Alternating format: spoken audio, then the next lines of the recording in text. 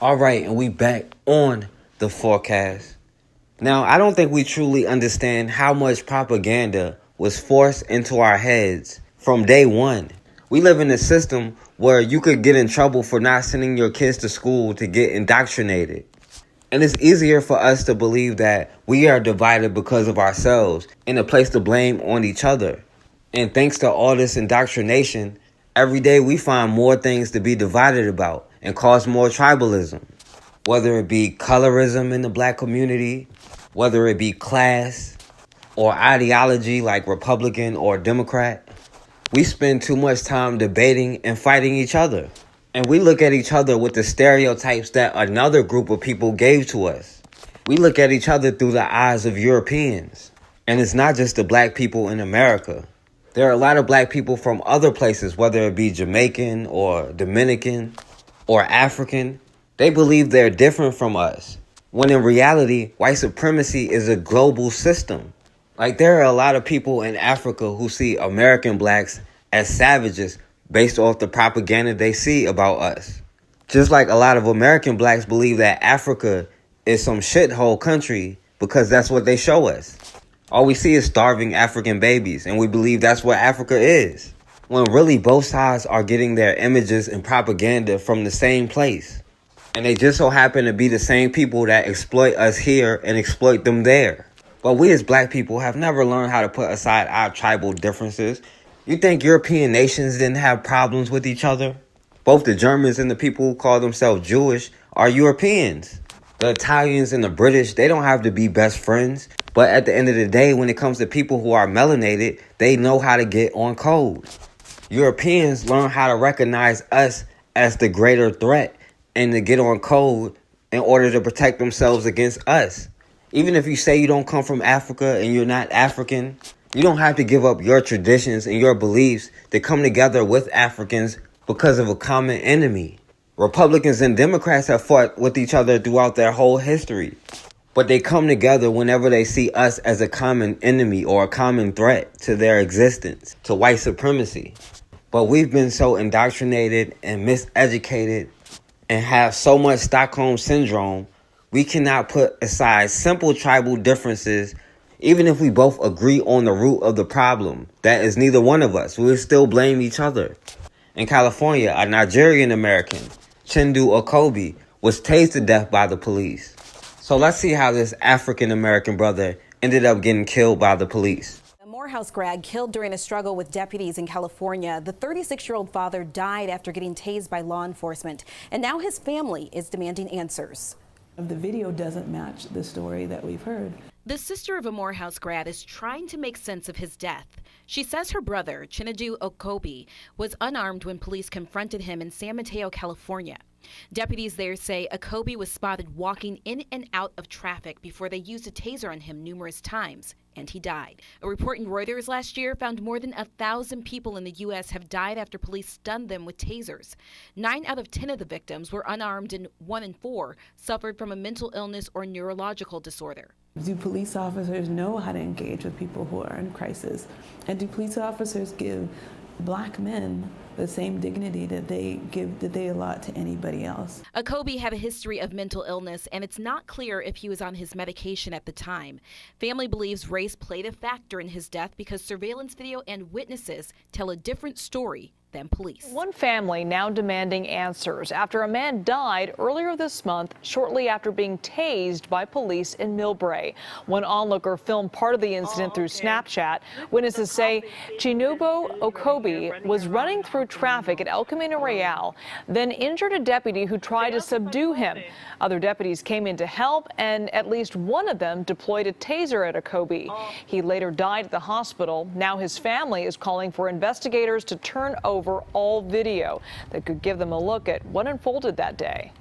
If the taser was used improperly, then that should merit criminal prosecution for the officers who in fact used it improperly. The officers who did that without regard to its potential danger, harm, and threat to life should be held to a criminal standards. 36-year-old Okobi had a history of mental illness. The coroner's office is working to determine the cause of death and whether the taser was indeed a factor. Meanwhile, the officers involved are currently on paid leave. So this African-American brother, Chinedu Okobi, who was mentally ill and needed help, and he was unarmed, but he was having some kind of mental issue and he was running in and out of traffic. So 5 San Mateo officers showed up. Officer John DeMartini, Alyssa Lorenzatti, Joshua Wang, Bryan Watt, and Sergeant David Weidner. And the police claimed this unarmed man assaulted one of the cops. So I guess 5 cops couldn't handle this one unarmed mentally ill brother who really just needed help for his mental illness or his medication or something.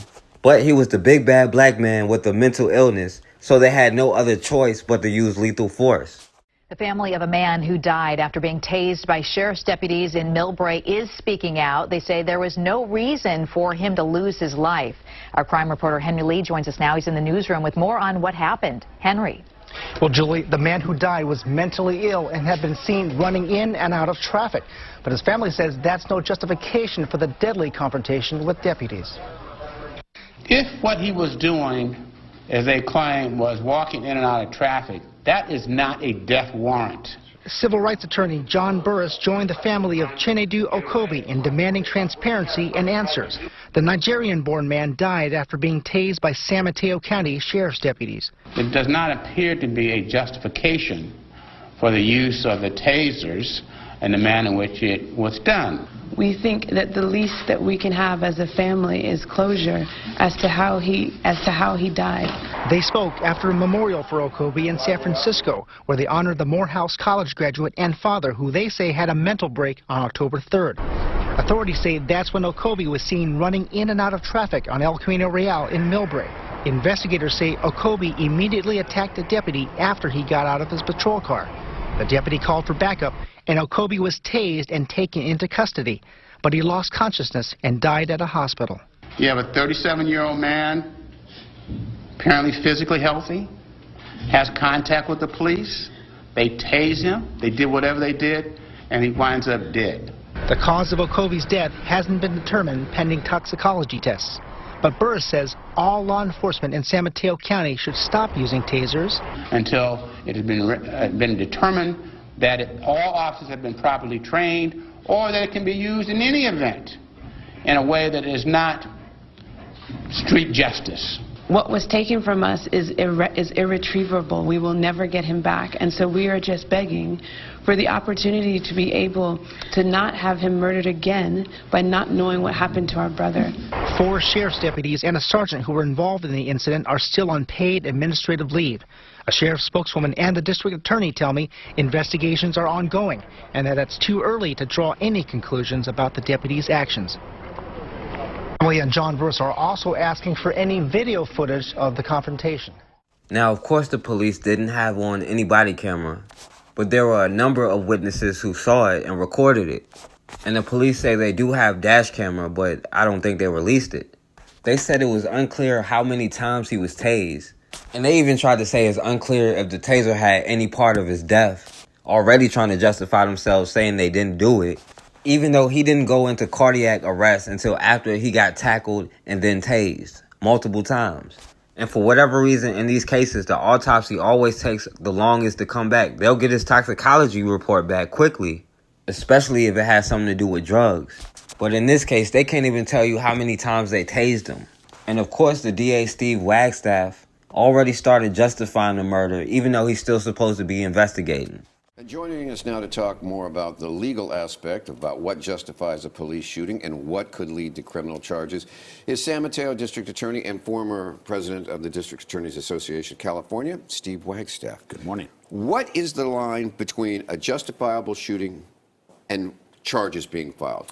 Whether the action of the officer was reasonable under the circumstances. Did the officer reasonably fear for that his life was in danger or he could suffer great bodily injury? What is the definition of reasonable? If you have situations where someone turns out to be unarmed that you were pursuing, as in the case in Sacramento, or these others where we've seen where there's questions raised. The shooting here in San Francisco, a man who had a knife does not appear to be attacking anyone at that moment. Is that considered reasonable? It will depend on what the officers reasonably felt at the time. The United States Supreme Court said, don't look as Monday morning quarterback. Look what the reasonable police officer would have believed at the time. If it wasn't reasonable to think that their life was in danger or they could suffer great bodily injury, that's not reasonable. That's not justifiable. Okay.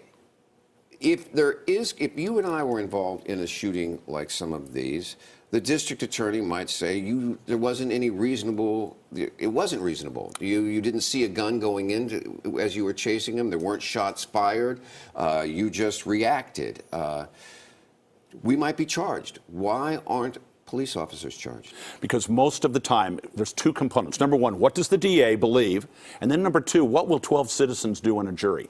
And very often, because citizens and throughout most of the state will give the benefit of a doubt to a law enforcement officer, they're not provable. But when the DA believes that it is, and a jury will find it, well, then our job's to file charges. We just don't encounter many of those in California. Okay, in the case of Mario Woods here, the district attorney has been investigating that, for going on 2 years now. What are some of the pros and cons of something that people watch and go, why did you do that? The question will be, was it this person with the edged instrument, the knife, was it necessary for the officers to take the action that they did? That's the whole question. Okay, so let's take the Stefan Cook situation in Sacramento. They're pursuing them. Now, that's different between you and I. You and I don't have the right to go after somebody, right? That's right. But law enforcement is expected to pursue you if you're breaking the law, right? Right. Now, they wind up in the backyard. And many shots are fired. Now, there's also a question about the reasonableness of that. Do you need to put 20 or 8 shots into somebody? Right. Well, that really isn't the key question. The question is whether lethal force was used at all. Now, whether it was appropriate or not, that's going to be a factor, but that's not the key thing. Well, under the police guidelines, the use of lethal force, they're trained to use lethal force. They're not trained to shoot to wound. They're trained to shoot to kill, correct? Throughout the entire country, yes. So that makes them different than us as well, because they are going to put 20 bullets in. They're going to shoot until the target is disabled. That's how long they have the right to shoot. Is that reasonable? That's, you know what? That is a judgment.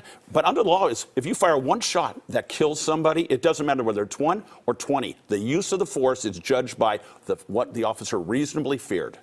Okay, but the use of force, there are no limits on the use of force then in that situation. In that circumstance, an officer has the right to fire until it is no longer reasonable to shoot, when the target is no longer a danger. What do you do in a situation if an autopsy report shows that they were shot in the back? Well, you know what? There's a lot of science on that, force science, that will tell you that in the back, very often, what's the fear if somebody's running? That's the natural reaction for everybody. But the issue is, when the first shot is fired, is the person already turning? Remember, there's a 2-second reaction time for human beings. And so the person when the officer may be facing the officer, if he's turning, that's one explanation. The other is, you just can't shoot somebody in the back if they're running from you. Okay, California, I was looking back, and I can't find the last time a police officer was charged criminally. For the use of lethal force? We've had some DA investigators and other agents, but not a police. Why do you think that is? You know, I think a big part of it is combination. Officers are trained very well, and they don't want to use a gun. That's the people think that these are all, Clint Eastwood in the old movie. They're not. We've had multiple officers in our county who've been involved in fatal shootings. They don't come back. They retire. It's upsetting. So they don't want to do it. That's a basic thing. So most of the shootings we encounter, that's it. Now remember, when the DA is making a judgment, the DA is not saying this is a good shoot. They're saying this is not a criminal violation of law. What, across the country, when these cases do go, oftentimes the jury acquits over evidence that people can't understand. Why does that happen? Why do you think that happens? You know, realistically, there is in this country a support your local police. There is almost a presumption, and the jury has to assess it. And yet there are cases. We all know the South Carolina case where that man officer was convicted of second degree. But those are so obvious. When it's a close call, generally people lean to the side of law enforcement because we're all taught support law enforcement. That's the trouble with what's going on in our community today with Sacramento and everywhere else. We're losing the trust of our public by this, and that is a concern for everybody in law enforcement and society. Now, this brother, Chinedu Okobi, did not have a weapon. He was suffering from a mental illness. And you can tell he's suffering from a mental illness when he's running in and out of traffic. But the police and the DA, just like every other case, still sees it as justifiable. It doesn't matter how much force they use. As long as they end the threat, then it's okay. Whether it takes 1 bullet or 100 bullets, what's the difference? And they like to make us think that we as melanated people are separated or aren't subject to the same rules and the same laws and the same punishments. And they even make some Africans classify themselves as white to come over here. And they use Africans as a talking point against us. As if those Africans over there most times aren't coming over here because their home have been colonized by Europeans. But when they get over here, it doesn't matter if they make them identify themselves as white. They still see them the same as us and treat them the same as us.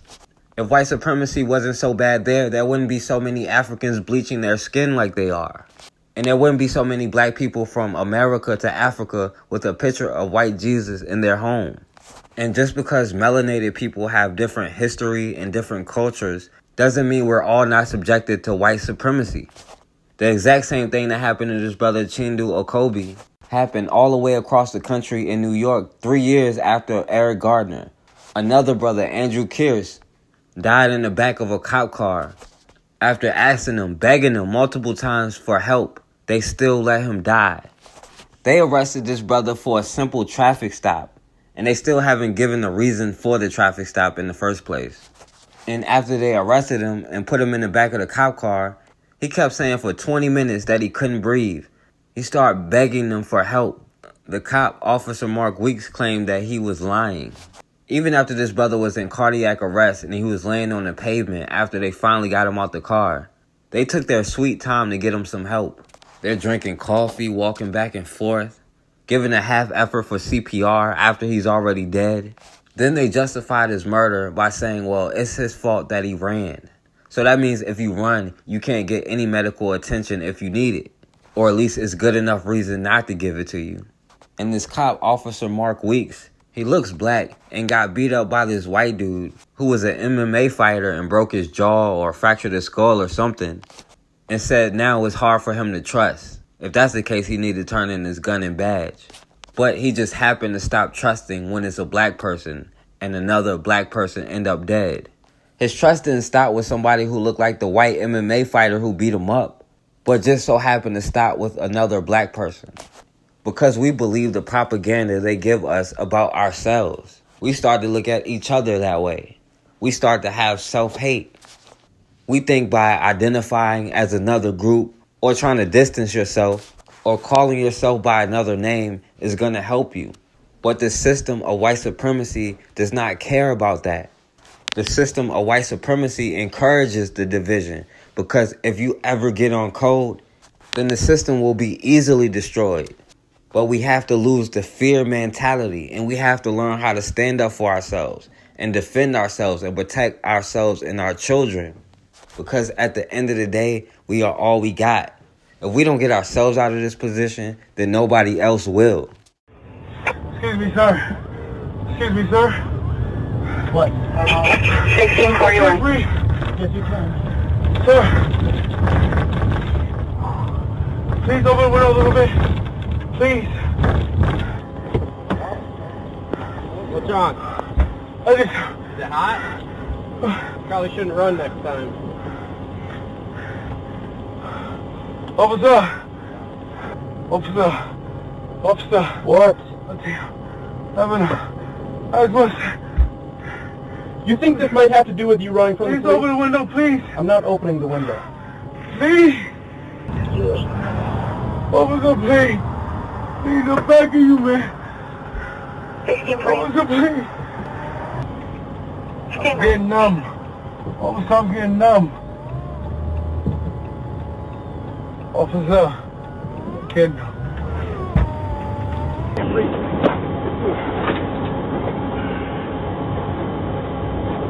15, go ahead.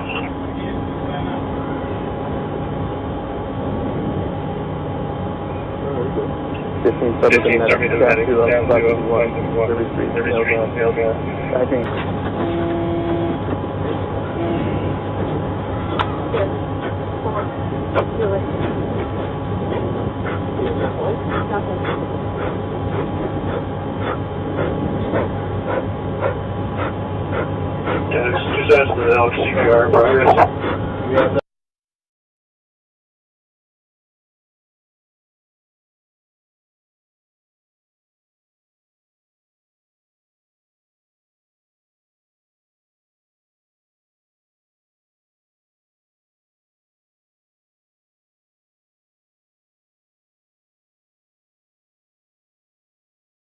Wife of a man who died in the custody of Schenectady police is speaking out tonight. She spoke exclusively to News 10 about what happened. Our Lauren Linder is live in Schenectady with more. Lauren? Good evening, Noel. Well, police say that they found Andrew Kearse unresponsive when they arrived here at the station Thursday afternoon. His wife telling me that they were married for 10 years and lived in the Bronx. Today, she traveled here upstate hoping to get some answers.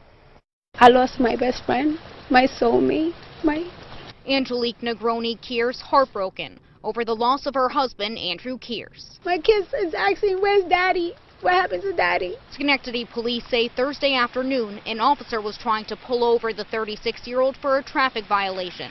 Andrew stopped the car on Ward Avenue, leading police on a short foot chase. They caught him one street over on Donald Avenue. Police say on the drive to the station, Andrew complained he felt dizzy and was having trouble breathing. Upon arrival, he was unresponsive. Paramedics transported him to Ellis Hospital, where he was later pronounced dead. Angelique says police should have taken action right away. As police officers, an officer of the law are supposed to take them to the hospital, right? Not to deny medical attention. Andrew's friend Susan Perry tells News 10 ABC she was at the station at the time, arrested for trying to help Andrew flee. She was transported in a different patrol car. Perry says it took police more than 15 minutes before she heard sirens and saw them get an AED. Schenectady police turned the investigation over to state police. The police chief says he recognizes the public's concern with this type of incident, but asks for their patience, saying, quote, "It is my intention to oversee an objective, independent review of all actions taken by the police during this arrest." This should have never happened, and I want answers. Answers, that's all Angelique wants. The full story behind her husband's death. I need justice for my husband, okay?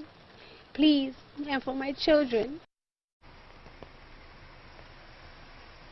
Now, the State Attorney General's office is providing additional oversight to this case. State police say that Schenectady is fully cooperating with the investigation and that they won't release more information until they have a better idea about what happened. Drinking tonight, sir? No, have you? I might be under the influence, partly. Good, that's all we need to know. Thank you, sir. Under the influence of life. How about you, buddy? Why your eyes so glassy? Why you sweating in the cold? Why your eyes so glassy? What are you talking about? You go ahead about your business. We got officers on the scene take care of shit correctly. That's fine. You go ahead and go. I ain't going There's no reason why you're in the street. Because I'm in the street with you. Okay, that's fine. What you had tonight, man? What you on? How's you sweating in the cold air, buddy? Who's sweating? You. Look at that shit rolling off your head. Yo, I cannot believe him. That man ran straight over to that car and told him what happened. This man jumped out. You're wrong. What is he putting the table for? What is he under arrest for? Don't touch my fucking mom! Go sit down! No, right? Fuck you! What am I under arrest for? What? Ooh, you just gonna say shit to my brother like that? Fuck is wrong with you? You gonna abuse our power? Don't be talking to my brother like you stupid, bitch. What do you think you hard because you got a bad bitch ass nigga? Don't take your ass to the shit. What you gonna do, bitch ass nigga? What you gonna do, bitch ass nigga? What you gonna do, bitch ass nigga? Get off my brother. What you talking about? Touch me. Touch me. Touch me. Touch me so you go to jail. Come here. Come here.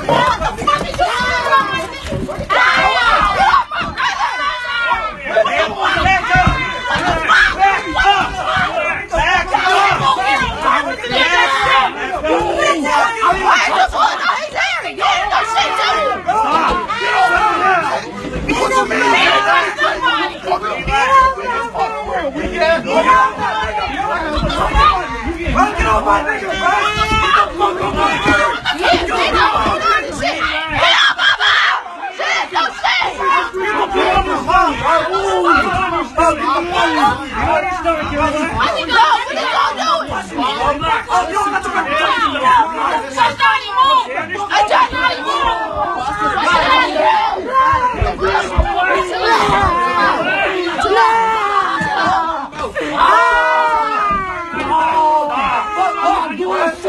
Get the fuck up! What did you arrest her for? What did she do? She didn't do shit to you! Get up! Watch out! Watch out! Stop! Watch out! Get out! Get the fuck up! Johnny, move! Hey, Johnny, get back on the board! Get the fuck off my mouth! Get off my mouth! For what? Y'all arrested them for what? They get arrested for what? What did they do? What did they do? What did they do? Y'all arrested them for what? What did they do? No, because I got the whole video. What is y'all arrested them for? What did they do? Bro, I'm losing these cuffs. Listen, my niggas cuffs, bro. You squeeze these bitches on my wrist. Bro, I got a... She didn't do nothing. She did not say nothing to them. They arrested her for what? Here, I'm gonna go get some shackles. Hey, I'm about to call Papa. I'm not doing that. I'm not doing it. Johnny, stay in the house because your attitude, you fucked up. You fucked up. Hold on a second. You gonna get the police up. You gonna get shot. All right, I'm gonna get it. No, I'm not gonna go. Hold on. 15, 13, I'm sorry. You settle down now? I'm settled. I've been settled the whole time he was using the sense of force. He's calm and slow. Yeah, you stay in the house. You doing too much. Drives a man like Greg Bush to strap on a gun right in the middle of the afternoon, walk into a Kroger store, and start a killing rampage that leaves 2 innocent African-American shoppers dead. And then he says, "Whites don't shoot whites," to a citizen with a gun at that store. What pushes 20-year-old Dylan Jarrell in Anderson County, Kentucky, to plan a school shooting after harassing a racially mixed family in New Jersey? Has hate or mental illness or both taken them over to the point it pushed them to this extreme? Well, that's the bigger shock we need to take from this, I think. And yes, that is once again in 2 places where we all once felt safe were the chosen sites for this violence: the grocery store and possibly another school. We all feel hopeless when these shootings happen. We are left looking for answers that we cannot control. Police may uncover a possible motive and leave us all wondering what could have been done differently to prevent this. The families of Maurice Stollard and Vicki Lee Jones grieving, reeling from the Kroger attack. They need our support. A church administrator says the congregation at First Baptist of Jeffersontown got in the habit of locking their doors after the 2015 mass shooting at an African-American church in Charleston. That precaution may have saved lives. Oh my goodness. It just kind of shocked me. It just kind of blew me away that something that happened at Kroger's also could have happened here at First Baptist. Police say just 15 minutes before Gregory Bush shot and killed 2 African-American shoppers, First Baptist cameras showed him pulling on their door handles, trying to get inside. When he found out they were locked, he apparently left, immediately taking his deadly violence to the local Kroger. The new findings bolster the possibility of a racially motivated crime. The son of an eyewitness at the Kroger says the suspect walked by his father saying, "Whites don't kill whites." But investigators still will not speculate on a motive. We are aware of that statement and are looking at any factors that may come into play with. Had the suspect arrived at First Baptist an hour and 15 minutes earlier,